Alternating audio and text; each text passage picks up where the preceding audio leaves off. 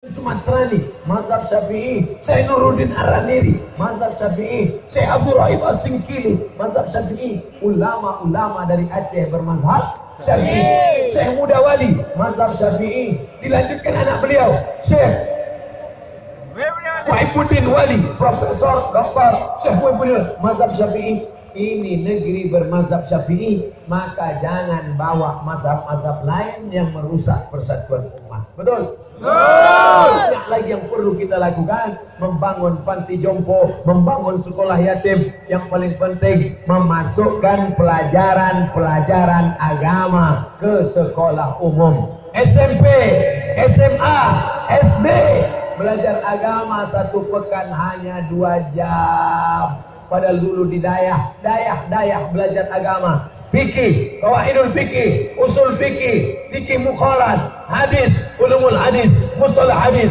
hadis tahlili, hadis mawdu'i, tajwid, tafsir, ulumul Quran, tafsir tahlili, tafsir mawdu'i, bahasa Arab, balaghah, mantik, ma'ani, bayan. Itu semua mereka pelajari 20 pelajaran agama. Sekarang di press tinggal 5. Quran hadis, bahasa Arab, fikih, sejarah Islam, akidah akhlak. Bahasa Arab, Quran hadis, sejarah Islam, fikih, akidah akhlak. 5, masih syukur ada 5. Dipres lagi jadi 1, tinggal pelajaran agama Islam. Disingkat dengan PAI, PAI. PAI-nya kan? Tidak ada lagi pelajaran agama. Itulah yang dikhawatirkan orang, akan bangkit sekuler, akan bangkit liberal, akan bangkit komunis, akan bangkit ateis. Tapi insya Allah dayah-dayah di Aceh masih tetap tegak berdiri menjadi benteng Ahlus Sunnah wal Jamaah. Masih ada ulama-ulama yang tangguh, masih ada Formusi, masih ada Bako Mubin, masih ada Ikat. Mereka ini tokoh-tokoh kita, ulama-ulama kita, para abu kita, para tengku kita, alim ulama kita. Mereka yang akan menolong agama Allah. Tapi kita mesti support ini semua. In tansurullah, kalau kau tolong agama Allah, yansurkum, dia akan menolong kamu. Wa yusabbit aqdamakum, dia akan mengokohkan, menegakkan kaki kamu. Maka kita tolong agama Allah. Ibu-ibu, tolong agama Allah dengan apa? Masukkan anak ke dayah, ke pondok pesantren. Betul? Betul. Ustaz Fadil Rahmi dikirim orang tuanya dari Langsa, dari Biren, kemana? Ke Medan, Sumatera Utara. Bayangkan jauhnya itu. Ibu, saya tahu ibu sayang sama anak, berat berpisah sama anak, bukan tanggung. Memang senang berpisah sama anak. Ustaz Somad, saya kirim anak saya ke pesantren. Sampai di pesantren istri saya nangis. Nangis kenapa? Nengok kasur TV. Di rumah spring bed tebal, di pesantren tipis. Pergi kami ke dapur, nangis lagi istri saya. Pak Ustaz, kenapa? Di rumah cabainya digiling, pedas nak. Sampai di pesantren kami lihat bukan cuma cabainya, batang cabai pun di blender.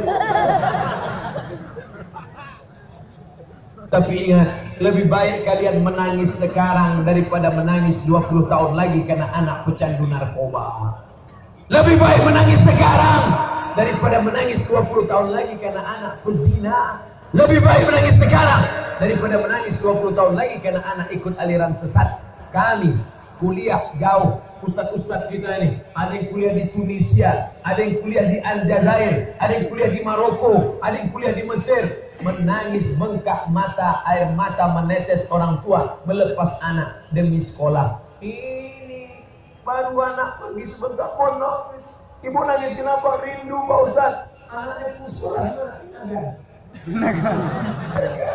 2 kali gas sampai, 2 kali belok kiri kanan sampai. Lebih baik saya Pak Ustaz, waktu anak saya kuliah sekolah di pesantren, mau nangis istri saya. Akhirnya saya nasihati dia, jangan nangis, berhenti nangis. Alhamdulillah Pak Ustaz, berhenti istri saya nangis. Habis itu saya pula nangis. Ternyata yang laki-laki ini juga kalau sudah berpisah sama anak, melo dia. Luar biasa. Oleh sebab itu ini perjuangan kita. Ini jamaah bisa ramai melimpah ruah begini. Mengapa? Ini pastilah karena orang-orang tuanya dulu cinta kepada agama. Maka anak-anaknya pun juga cinta kepada agama, insyaAllah. Tadi yang tegak di atas cuma sebelah sini. Sekarang sudah sejam 15 menit saya ceramah, makin ramai. makin melimpah ruah. Anak-anak duduk di atas. Luar biasa. Ini nampaknya tak berhenti ceramah malam.